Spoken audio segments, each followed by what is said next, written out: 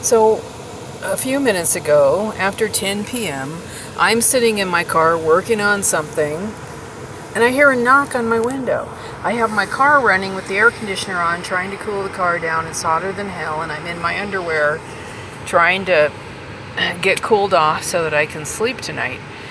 And I've learned that if I run the car with the air conditioner on, and I need to run the car to charge my battery and different things.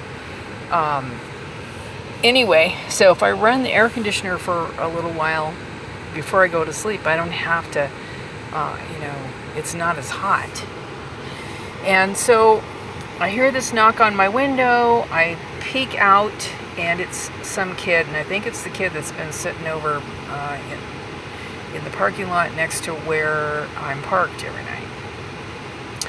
And I'm like, what the fuck? And so I just close the window and sit back down, and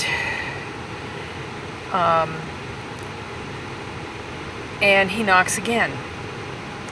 And there's a lot of people who think that if they see somebody else, that person is supposed to give them something, and they'll come and bother you, trying to get something from you. And so I asked him the second time, what do you want? And he says, do you have any water? And I'm like, oh shit, I could give him a bottle of water. And the thing is that we're a block and a half from a park that has a water fountain. Okay, he could have gone down there. He could have planned to have water with him for the night too. That's another thing. So, so I'm in my underwear, and I'm climbing into the front seat to get my mask, and or two masks, I wear two masks, and he did have a mask on. And so I put the two masks on, and I'm going to put the front window down and not get back in the back, because I don't want the window covering to fall out. Well, in the meantime, the window covering fell out, and he saw me in my underwear.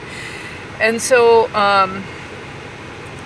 I open the window and I say, what do you want? He says he wants water again, and I say, you are too close to my window. You need to be 6 feet back.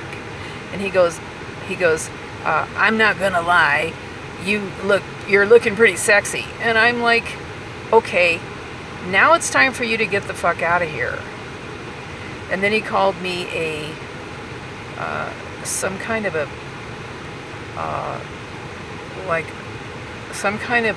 bitch ass dyke. Yeah, bitch ass dyke. And he did leave. And so the next time that happens, I'm not gonna respond. And if they won't quit, I do have a taser, which is right here with me. Yeah, it's right here. And so there it is. It's one of those with a tactical flashlight on it. And I'm there's a lot of people like this that in Boise who are predatory, and I don't know what he was really about. I don't know what he was doing. Could have been he wanted to knock on my window like that, so it looked like, that maybe I was involved in drugs or something. I am not involved in drugs. I don't drink. And I've spent this last week trying to recover from being sick and being in a lot of pain. And I've been traumatized by the court system here. When I was in Alaska, a lot of shit happened. And I filed an appeal. A few days later, the corrupt officers of the court out of Nome, Alaska, and this includes a public pretender, had me wrongfully arrested, wrongfully imprisoned, and of course the state troopers were involved in that, and 2 con men out of Nome, Alaska, or out of Homer, Alaska. And so I was in Homer, and the people that set this up were in Nome. Issued a warrant before a police report was filed on a case where they'd already accused somebody else of something, which was the whole thing's probably totally false. They accused somebody else. I said, that guy wasn't here. He was in jail. That kid is in trouble.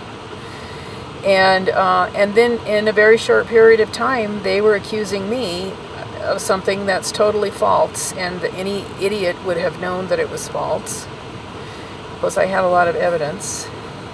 I'd already been sending emails to the troopers and stuff, which very corrupt station. They just there's a story in the paper from yesterday about one of them there in Anchor Point at the Anchor Point trooper station in Alaska. And same games that they play with targets, where they won't let you file police reports, that kind of crap. My wallet was stolen, all kinds of stuff went on. Steve Hume was threatening to hire somebody to assault me, and Robin Hume was the one that stole my wallet, and a lot of other things. But that's fine, they let them accuse me of something that's false. The police report was written after the warrant was issued. Interesting. No investigation was done. And they said that they had fingerprints. Oh, they were sending it away for fingerprints. That report was never produced, and my pictures that I had and the pictures that the trooper took of my property all disappeared. Kind of very similar to the court system here in Boise, where the evidence that I had for a court trial recently was sabotaged, disappeared. And the judge went right on ahead and decided against me. No due process in the United States, apparently. No due process. Instead of continuing the hearing like he was supposed to, even if it was my fault, which is not my fault, he should have continued it. So now I have to appeal the appeal.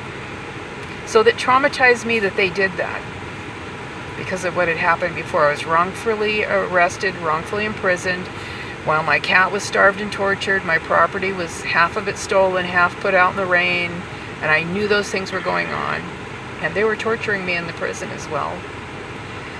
And so I'm just trying to recover from that and get all this paperwork done, because, this is about a fucking parking ticket. When parking enforcement, I contacted them and they told me that during the pandemic they were not enforcing time limits. And so they gave me a vague time period, nothing specific, and I thought, well, there'll be a sign or somebody will say something. And no, the Boise Police Department, for businesses, the cop admitted during the hearing, came around to give everybody that was living in a car a ticket. Not everyone, but he said they were always asking them to give tickets. That was the reason that I got a ticket that day. So I'm really, really sick of these people. Really sick of these people in this city. I have been abused and tortured by these people for the whole time that I've been here, and they stole my files with my evidence, okay, at the Interfaith Sanctuary in a locked room, an outside storage room that supposedly no one had access to unless they brought a social worker with them. They let their minions, which are like trustees in the shelter system, and I was told by an insider that they'd been letting them steal property from people for a long time. So I don't know if somebody wanted to steal stuff out of my suitcase or if they were paid to do it, because I already had interest in that suitcase before. I had people following me in Anchorage. One of them wanted to look into the suitcase and did, and he took off like a bat out of hell after he looked in. I had files in the bottom.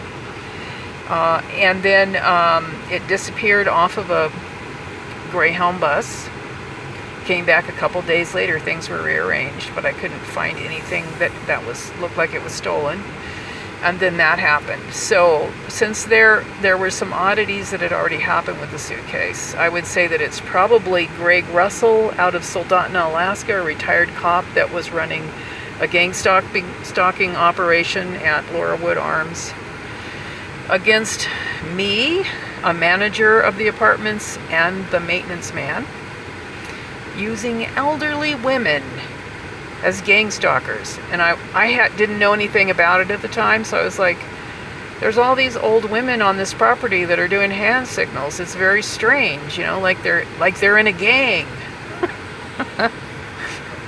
And they were doing all kinds of awful things, and he would tell them lies about me, and they would spread them on the property, and just like they do with, everywhere else with gang stalking. It's a smear campaign. And so, and they did the same thing to the other two people.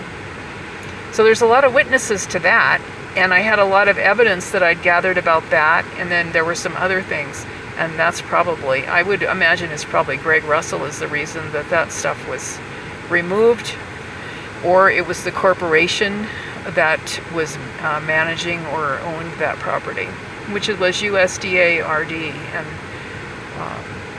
the USDA RD did absolutely nothing about any of the problems. And when I filed a FOIA request, played games, I never got a response.